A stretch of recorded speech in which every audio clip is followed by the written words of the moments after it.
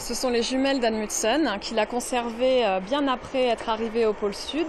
Et ce sont en fait les jumelles sur lesquelles il inscrit tous les grands exploits qu'il réalise en tant qu'explorateur. À la conquête du pôle Sud, c'est la nouvelle exposition temporaire proposée par le musée des Confluences.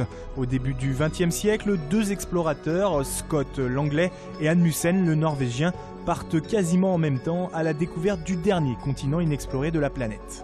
Ce n'était pas les moyens qu'on a aujourd'hui. Roald Amundsen a choisi de partir avec 50 chiens au pôle Sud, alors que Scott partait avec des poneys, des traîneaux motorisés et puis quelques chiens. Ce n'étaient pas non plus les mêmes vêtements. Roald Amundsen avait des habits en fourrure de renne. Scott, lui, préférait des habits en laine et en tissu. Face à nous, la plaine enneigée. Au final, c'est l'équipe du Norvégien qui parviendra à conquérir le pôle. Les Anglais mettront beaucoup plus de temps pour arriver. Pris au piège de l'hiver, ils mourront de froid sur le retour. L'expo propose divers objets de ces expéditions, mais aussi des photos ou encore des répliques grandeur nature des deux camps de base.